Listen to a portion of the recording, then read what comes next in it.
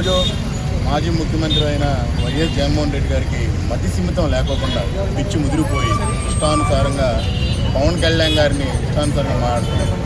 ఎందుకంటే నీకు 11 సీట్లు ఇచ్చారు, అయినా నీకు సిగ్గుసారం లేదు. నువ్వు ప్రతిపక్ష హోదా కావాలి కావాలి కావాలి అంటున్నావు. నీకు కనీసం ప్రజలు నిన్నే ప్రతిపక్ష హోదా లేకుండా ప్రజలని ఓడించారు. నీకు తెలుసు నీకు 11 సీట్లు 11 రావాలి. అయినా నీకు సిగ్గు లేకుండా ఈరోజు పవన్ కళ్యాణ్ గారి గురించి ఇష్టానుసారంగా మాట్లాడుతున్నాం.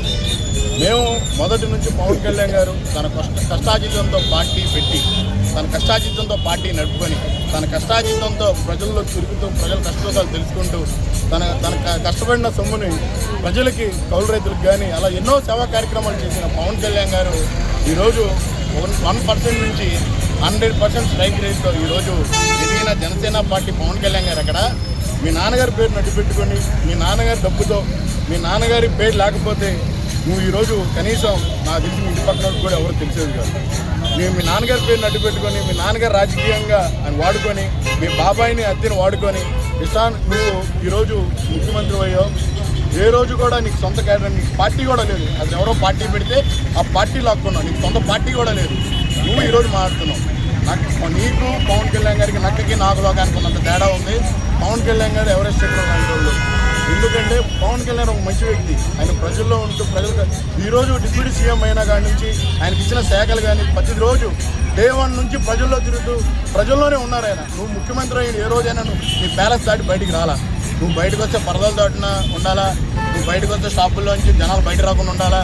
ఏదో కుక్కల పాలనగా రాష్ట్రం గత 5 ఏళ్ళు చిన్న విన్నం చేసి ఆంధ్రప్రదేశ్ని ఒక చీకటి విధంగా నువ్వు తయారు చేసి ఒక రాష్ట్ర పాలన అందించడమే కాకుండా ఈరోజు నీకు ఎందుకంటే కుళ్ళి అనమాట. పవన్ కళ్యాణ్ గారు నిన్ను ఓడించారు. నీకు 151 సీట్లు ఉన్నవాడిని 11 సీట్లకి తెచ్చిన వ్యక్తి పవన్ కళ్యాణ్ గారు. నీకు కుళ్ళి పట్టుకుంది కాబట్టి పవన్ కళ్యాణ్ గారి గురించి ఏదో మాట్లాడాలని చెప్పి నువ్వు ఇష్టానుసారంగా మీడియా ముందుకు వచ్చి మాట్లాడుతున్నావు. నువ్వు ఏ రోజు అసెంబ్లీకి వెళ్ళావు.